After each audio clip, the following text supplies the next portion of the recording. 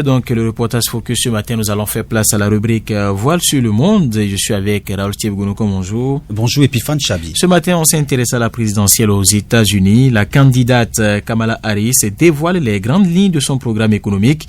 Un programme axé sur le pouvoir d'achat et la construction de logements, vous nous dites. Oui, Kamala Harris a promis vendredi 16 août de travailler pour améliorer le niveau de vie de la classe moyenne si elle parvenait à remporter la présidentielle.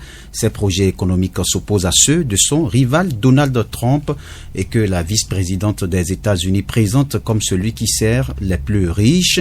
Donald Trump se bat pour les milliardaires et les grandes entreprises. Moi, je me battrai pour rendre de l'argent aux familles des classes moyennes et populaires, a promis la candidate de 59 ans lors d'un déplacement en Caroline du Nord au sud-est des États-Unis. Kamala Harris, qui a repris le flambeau après le retrait du président Joe Biden, a mis en avant quelques mesures concrètes.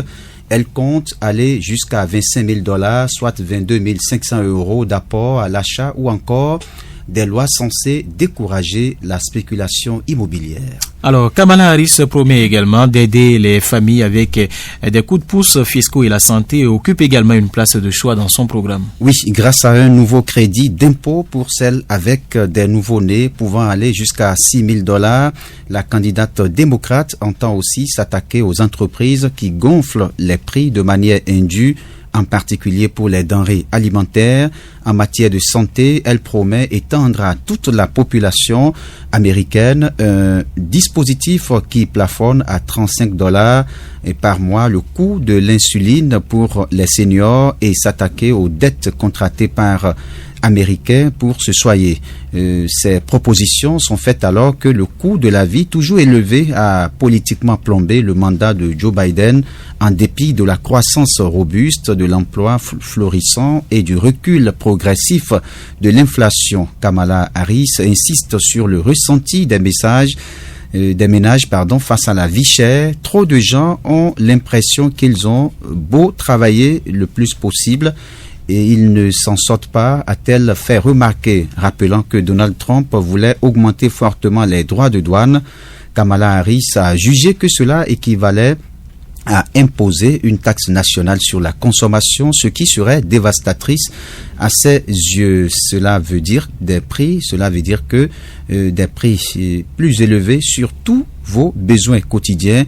Une taxe Trump, par exemple, sur l'essence, une taxe Trump sur la nourriture, une taxe Trump sur les vêtements, etc., a-t-elle énuméré en assurant que le projet de son rival coûterait $3,900 par an à une famille moyenne. Alors, pendant ce temps, Donald Trump, lui, taxe Kamala Harris de s'inscrire dans la logique du communisme, une idéologie politique qui, selon lui, avait montré donc ses limites par le passé. Oui, la camarade Harris à fond dans le communisme a réagi vendredi l'ancien président Donald Trump qui s'en prend en particulier à la volonté affichée de sa rivale de contenir un prix, un terme particulièrement péjoratif aux États-Unis. Il y a eu dans l'histoire de multiples tentatives de plafonner les prix et elles ont échoué parce qu'elles ont toujours conduit à des queues dans les magasins, des pénuries et une explosion des inégalités, a critiqué le milliardaire républicain de 78 ans. La démocrate avait provoqué la fureur de Donald Trump en proposant de supprimer les taxes sur les pourboires et touchés dans l'hôtellerie, restauration et les autres activités de service. Le républicain l'a accusé de plagier l'une de ses idées. Elle a aussi promis, en cas de victoire, le 5 novembre, d'augmenter le salaire minimal. Il faut dire que l'élection présidentielle américaine est prévue pour le 5 novembre 2024 afin d'élire le président et le vice-président des États-Unis au scrutin indirect. Les électeurs élisent 538 membres du collège électoral des États-Unis, dits grands électeurs, qui à leur tour élisent le président et le vice-président en décembre 2024. Il s'agit de la 60e élection présidentielle américaine. Elle va opposer l'ancien dirigeant républicain Donald Trump à la démocrate Kamala Harris. Merci à vous, Raoul Thiebgounouko. C'était la rubrique Voile sur le monde. On prend rendez-vous jeudi prochain pour un autre numéro.